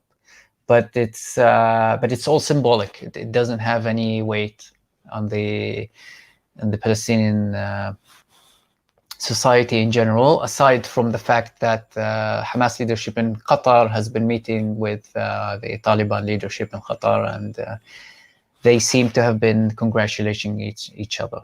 But even that is remote from the day-to-day life of Palestinians here. Thanks, Eunice. Anybody else want to chime in? You want to say something before, Paulina? I don't really have too much to add other than, as an American citizen, I agree that it's just been, it's been a failure. I don't have any better word for it. It's been quite devastating to see. And the question that I'm left with, and that I feel that a lot of other Americans are left with, and also especially like veterans and people in the US military who I know, is just kind of like, was it worth it? So yeah, that's pretty much all I have to say on it. It's just, I agree, it could have been handled a lot better, and it's very much a coulda, woulda, shoulda sort of situation. Fair. Yeah, I think something that I'll go on to in terms of with this is going back to what Eunice said with how they're not exactly they're not the same group that the U.S. was supporting back in the 90s, 80s and 90s, and who they are today. But in general, this also has to do with interest. Who America or any other government supports on a political level has nothing to do with morals. I think it's important to realize. You need to take out your moral compass when it comes to why different governments have agreements, or why they have different policies, or why they have interests in different countries. It all has to do with the interests of their own nation. It has nothing to do with politics. As Adar said earlier, America has no issue having trade relations and diplomatic relations with Saudi Arabia, even though it has extensive human rights abuses, even though they are essentially a dictatorship. It's about the interests. It's about how much are they a threat to America's interests in the world. I think with regard to the Taliban, I think America pulling out actually in the long term could do a lot worse for America's interest. And this, we could see America coming back to Afghanistan. The Chinese and the Russians staying and still having diplomatic relations with the Taliban is actually a good thing for them. I think it would have been a lot better for example, with the Doha agreements. I don't understand why the Afghan government wasn't involved in that agreement process. I mean, you can't. It reminds me a lot of when Trump had the peace plan with Israel, where he had a plan that he drew up with Israel, but didn't have the Palestinians at the table. And so it's the same thing here, where you have the Taliban making a deal with the Americans, but there was a third part to this, which was the Afghan government. And I can't imagine how low the morale was when suddenly the Americans were making this great agreement with the Taliban, essentially saying, you guys are going to get the country when we pull out, and we're going to pull out of this country. And it's up to you to have peace talks or not with the Afghan army. Instead, I think the Afghan government should have been heavily involved in this discussion with the Doha agreement. And I think that we could have gotten to a much better place where we are today. I personally, when we talk about where Afghanistan is going to be even in the next year, it really depends on the relation, I think it's the structure of the Taliban. I think a big thing I saw a few days ago, I don't know if you guys saw it, that the Taliban had to announce to its troops, announce to the women, saying, you guys should stay inside because our troops aren't used to dealing with women. I saw that the Taliban, and the fact that they have to make that announcement tells me they don't really have control over their troops, which means they don't really have control. So we could see another civil war breaking out in the country, or we could just see a complete collapse of the Taliban now that they control the country. They had something to fight for the last 20 years against the American occupation. And now that the American occupation is gone, they now have to build a government. They now have to build a country. And the question is, are they going to let their own greed and power take over? They're going to have an interim government now in 9/11, but are they actually going to allow elections? Are they actually going to allow power to be transferred to new individuals or not? We've seen this in different countries. I think in the Congos in Africa, where this happens a lot with different countries, where you have a warlord in power, and then you have a resistance groups that rises up, takes out the warlord, the dictatorship, and then once they're in power, they simply become the new dictatorship. So what's going to now happen with the Taliban now that they're in control? Are they going to fall apart because they aren't prepared to run a country, or are they going to manage? In the 1990s, 2001, they were able to. They managed to have a country for, I think it was like 5 years. But we're in a new political climate. We can't compare the Afghanistan of the 1990s to the Afghanistan of 2020. So it'll be really interesting to see what happens to the Taliban. Are they going to be able to function as a government or not? I want to quickly just comment on Saudi Arabia. I want to share a little story from my many years ago. When I was a teenager, I was chatting with this random Saudi guy, and he said to me, I still remember, he said to me that it's not allowed to shave a beard. Like, you have to have a beard, otherwise you're going to hell. And I thought he was joking, but he reiterated and he sounded very serious. And then I got so mad and I blocked him.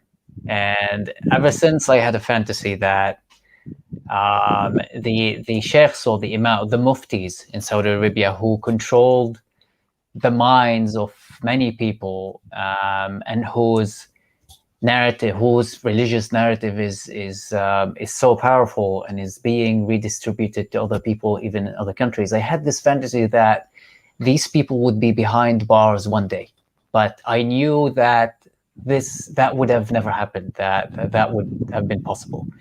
But nowadays, if you look at Saudi Arabia nowadays, one of the first things that Mohammed bin Salman has done is actually putting behind bars the muftis who have been telling people, who have been making the distinctions of who is an infidel and who's going to hell and who's going to heaven. He rounded them up. He basically changed the identity of the entire country. He let women drive, and not that it's a huge privilege to drive, but it was unimaginable. It was unimaginable. Basically, Saudi Arabia has changed its identity and has fought with its own heritage and tradition in order to appease to the Western partners and friends, and especially the US. And they have been successful at that. I think that's admirable. No other country in history has done that for its friends, and the amount of progress that they have been making is insurmountable. But yeah, human rights abuses do exist, and all of that stuff and the horrible stuff. But they seem to be making a huge effort in order, just like partially, just to enrich their relationship with the US. And also, one of the other things that need to be mentioned, the peace deal that Israel had with Bahrain and the UAE, that was under the pressure of Saudi Arabia, because Saudi Arabia didn't want to do it on their own. So they facilitated for UAE and Bahrain to sign the deal with Israel and Morocco afterwards, and Sudan. And it's a huge change from what was happening in the 70s, from the policy of King Abdulaziz in the 70s and the 80s. Yeah, I just wanted to mention that. Thank you. Anything else on Afghanistan, or we're closing in on 2 hours, so we could lightly touch on maybe one more topic or do final thoughts, maybe a few audience questions. Yeah, maybe let's do some audience questions if no one has anything else on Afghanistan. P-Ball, I see you're here in the waiting room, but you're going to need to put a profile picture up if you want to come on the live stream. We're not accepting that disgusting gray background. So get a profile picture up and we'll bring you on.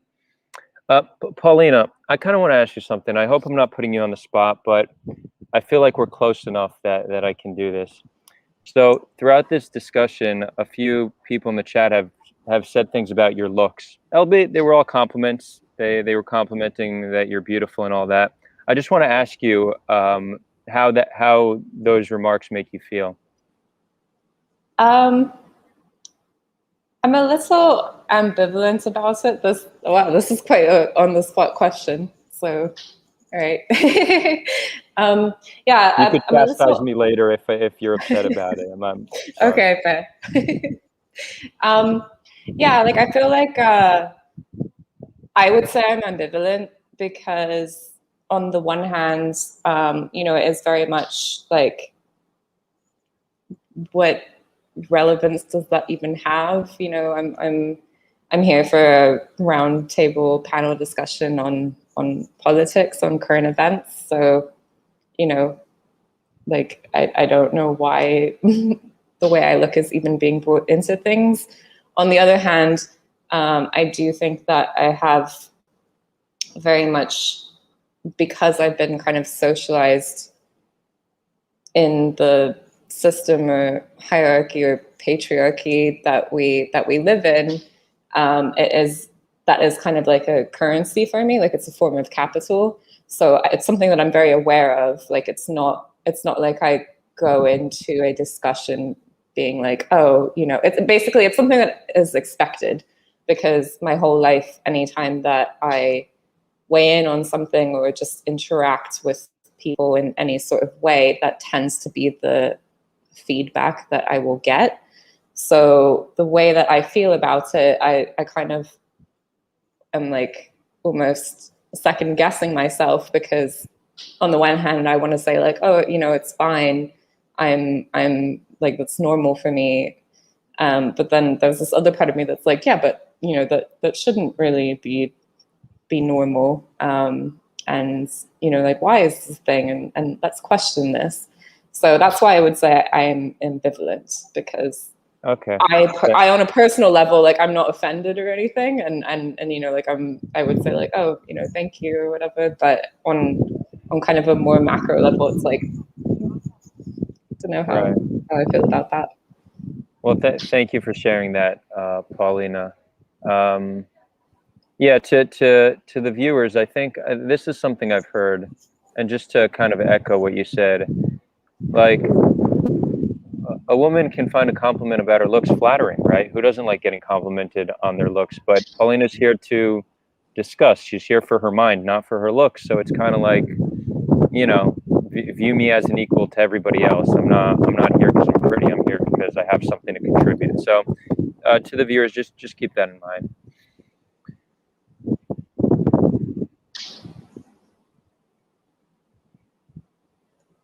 P-Ball, I see you're coming in and out. Yeah, and I see Erin is saying it's still nice to hear. So the question is, how do you even then what's the balance? When do you compliment somebody on their looks, and when do you, keep it to yourself and not? We need to give people proper tools to work with here. Is this a question for me? I don't know. I'm just putting it out there. Well, I don't think we have all the answers. I don't think there's a consensus. Yeah. I think it's a challenging one. What's the question again? What's the question about? It's not for you, Eunice. Don't worry. Okay. Yeah, I wasn't paying attention. No, it's women's issues. It's something. It's about. Yeah, go ahead. Yeah, no. Again, like I feel like it's very. It's not like there's not a black and white right answer, because, as I said, like I'm not offended, and as you said, like it's also natural to be flattered, or for people to feel like, like everyone, I think most of us feel good when we're complimented or when we're praised for something. But at the same time, like, it's something that I'm just very, very conscious of the fact that it's kind of like shaped my entire life and identity. So it's something that I'm very, very used to. Like, it's pretty much impossible, or it's very, very rare that I'll go into a situation and not kind of have that be an element. So it's something I'm very aware of. But at the same time, I also, if those are the comments, it's kind of like, were you even listening to what I was saying, or has this sort of swayed your opinion of what I was saying? Because I would argue that it shouldn't.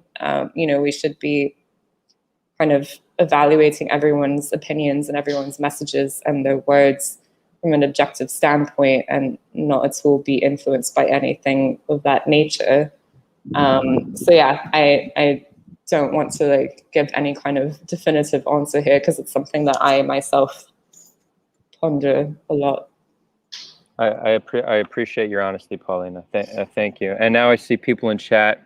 George Haxon goes, "Damn, Adar, you're sexy." So now they're turning it on me.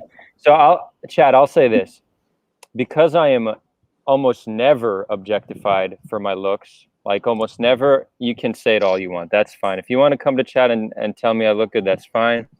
I won't take any offense. There's some good questions I saw. Yeah. Let's get to it. Let's get to it.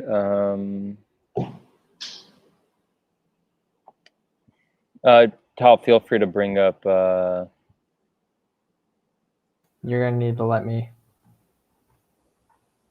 So a good question, but I don't have the moderator powers. Yeah, so just tell me, I'll try to find it. Is the Taliban foreign policy? Real quick first, Jake. I see Jake. You're asking if you could come on stream one day. Yeah, sure. Reach out to me. We'll set something up. Where is it? Just read it out loud. Is the Taliban foreign policy anti-Semitic, or was it because of the Palestinian-Israeli conflict? After the current, they will have relationship with all except Israel. So I think there's two dimensions to this. The first is, at the end of the day, the Taliban's fight is from a religious standpoint. So I would say that a part of it has to do with they're against the Jewish state simply because it's Jewish. So it's more, in their eyes, it's Islam against Judaism and Christianity afterwards.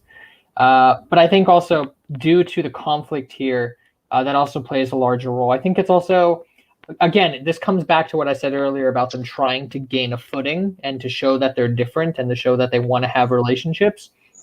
So I think that the only reason they're saying this about the Israeli-Palestinian conflict and Israel in particular is because they want countries to feel bad for them, to say, oh, look, they have this moral high ground. The reason I don't care about this is the fact that they have no issue having relations with China, that currently has detainment camps for Uyghur Muslims, and you have other different countries that have incredibly. You have France. They have no issue doing relations with France, even though France has laws which prohibit Islamic dress.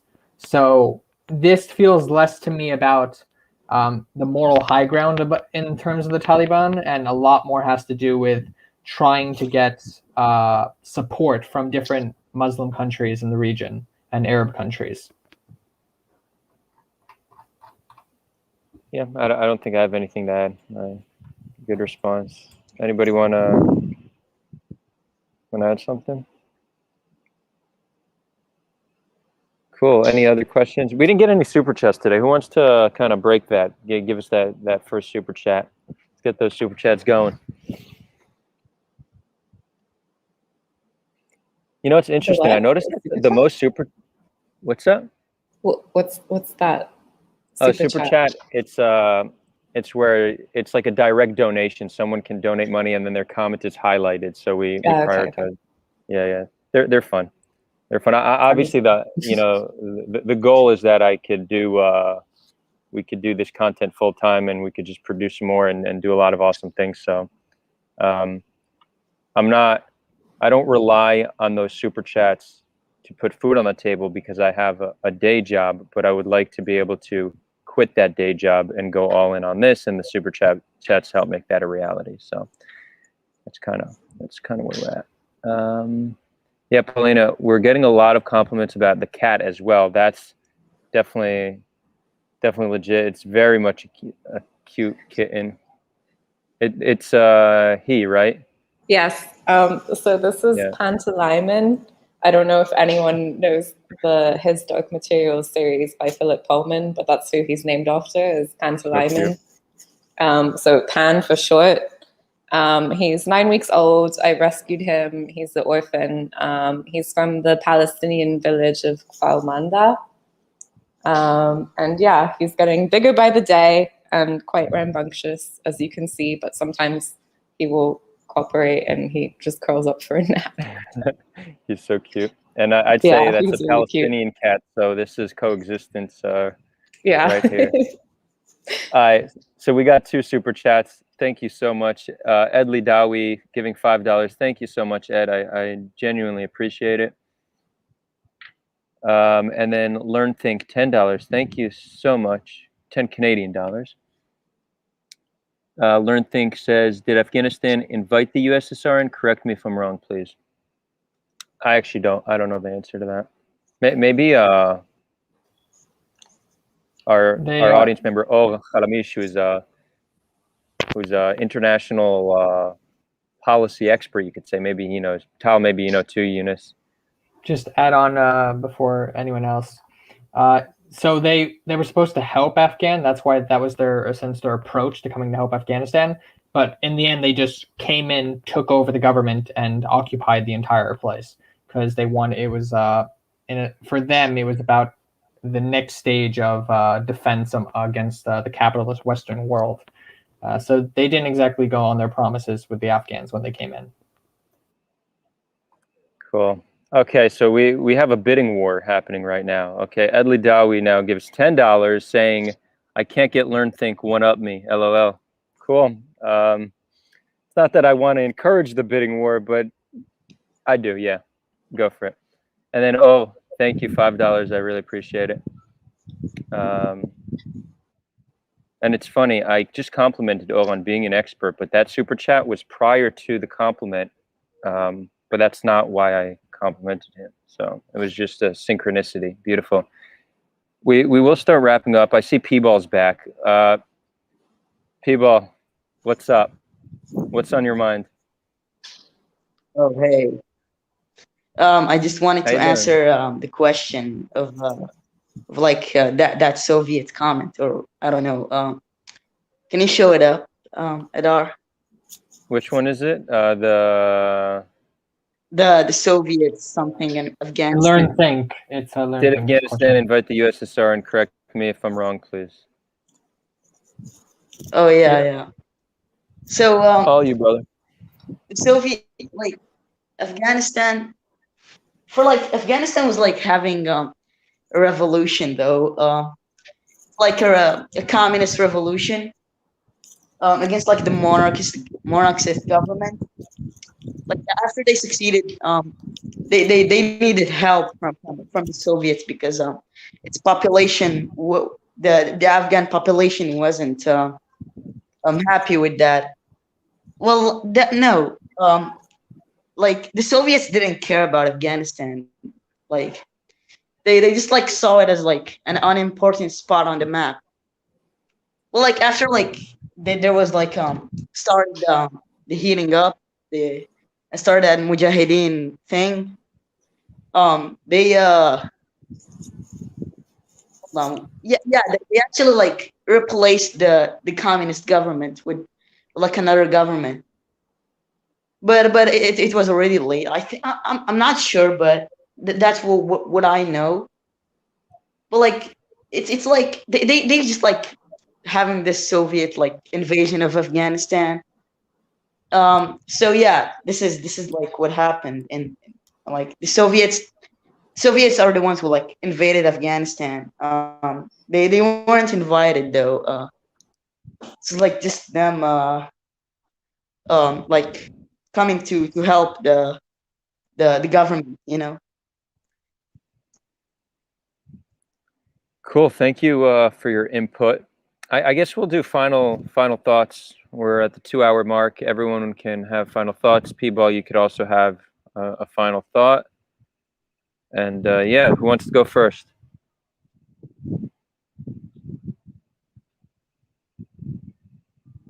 Don't make me call on someone. I do. You want? No, you go last, P-Ball. You get to go last, okay? Eunice. All right. It's okay. Yeah, not much as for last thought, but on which subject? I don't know, whatever you want. You could shout something out. You could tell people to check your website if you have one. You could, I don't know, say happy birthday to a loved one. Whatever you want. It's your time. Right. Yeah, I'm not really sure. So many barriers as to who I can shout out to, but I know some people are watching, and I love them. So I'm glad some have survived so far to this point. I appreciate it. Yeah, thank you, Adar. Thank you, Tal. Yeah, for sure. It's been great having you. And for those who didn't hear earlier, on Monday, our Israelis and Palestinians taste chocolate hummus videos coming out, and Eunice is the Palestinian that tasted it. I won't tell you his reaction, but it was a good one. That's going to be fun. It's going to be fun, yeah. I see Paulina shaking her head. That's saying, no, that's blasphemous. I don't accept that. Yeah. We won't give anything else away. We won't give anything else away. Yeah. But there wasn't... I'm not really sure if I should give away this like small detail, but there was no tahina involved. So if that makes people feel any better. Yeah.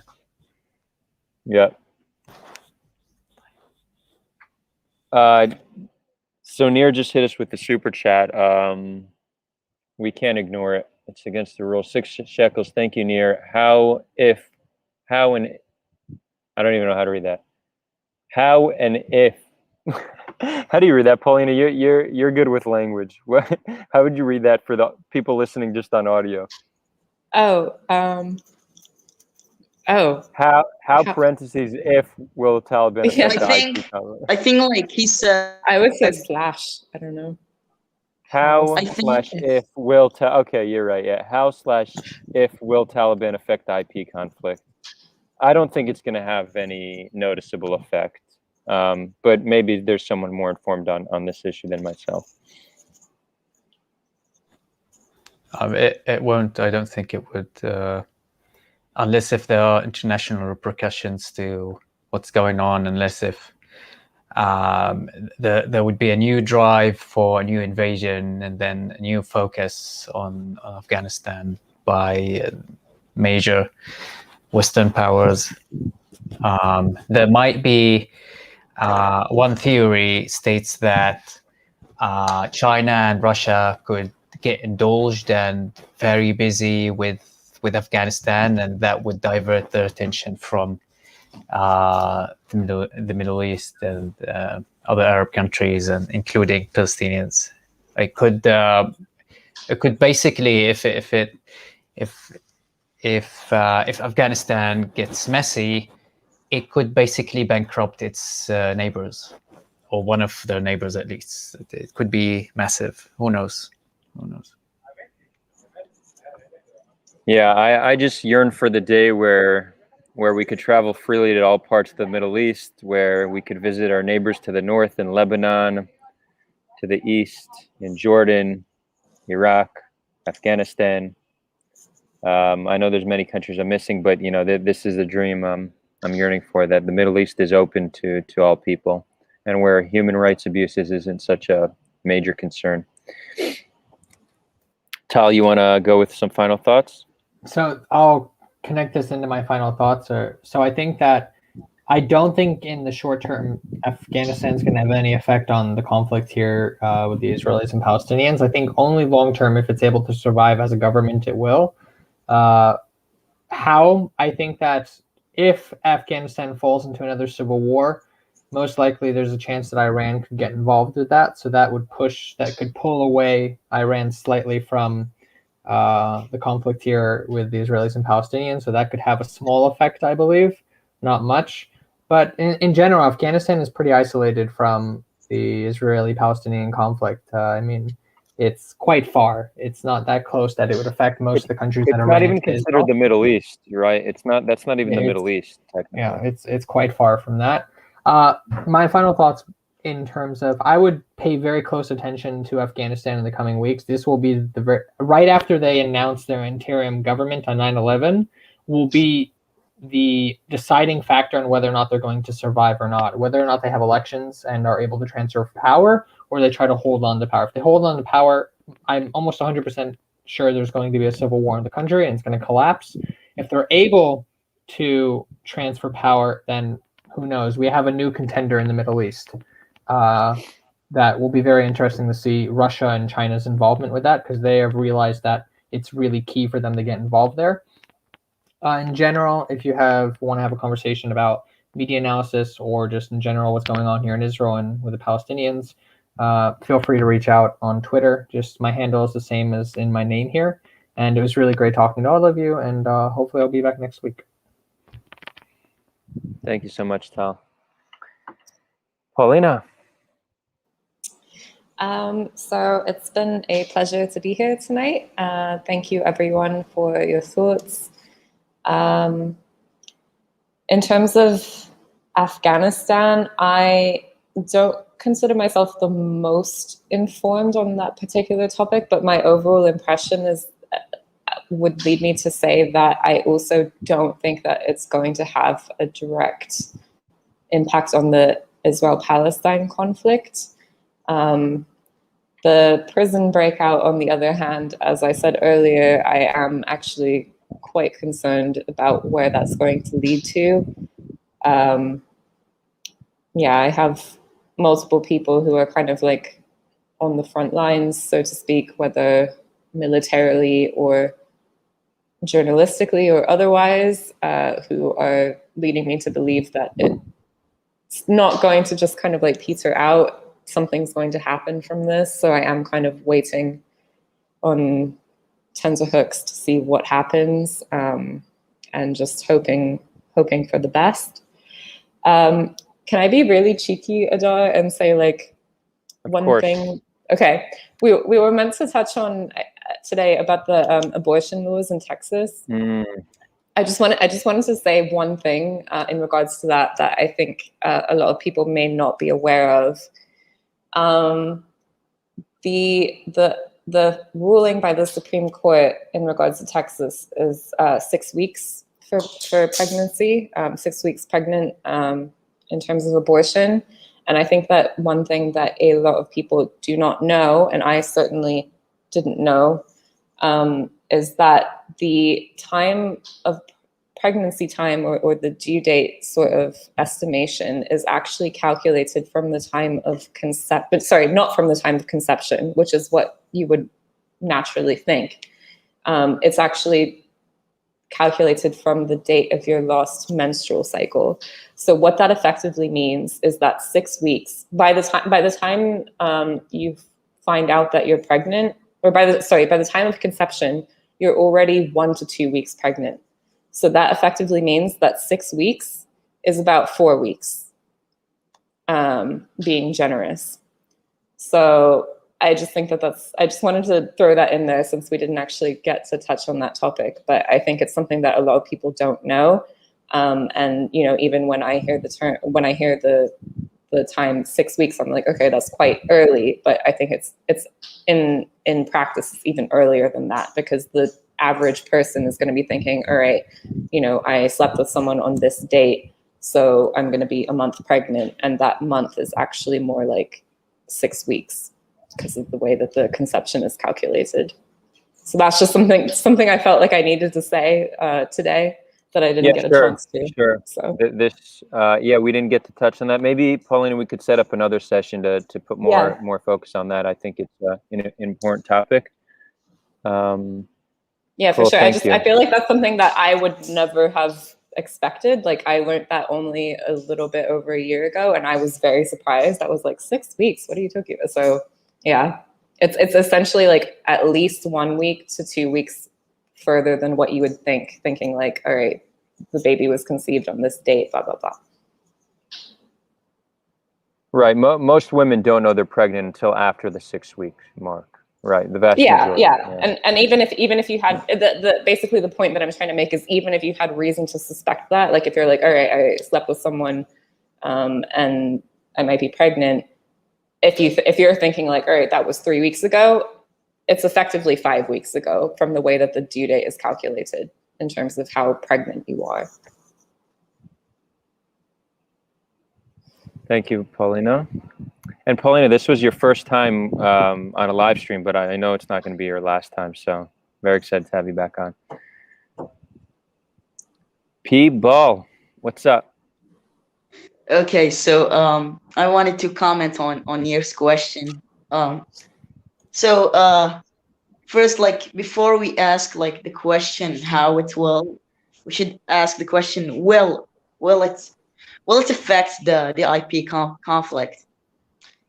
And like he actually like knew about that, like the AKA like if like he said like if it will like affect the conflict, how? So yeah, I mean for me it's like it's not gonna affect the conflict. I mean like the geographical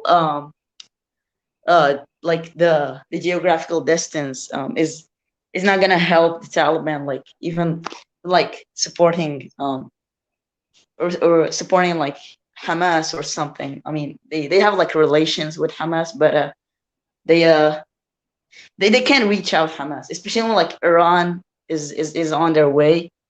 Like Iran, if you don't know, Iran actually helped the Northern Alliance fight the Taliban.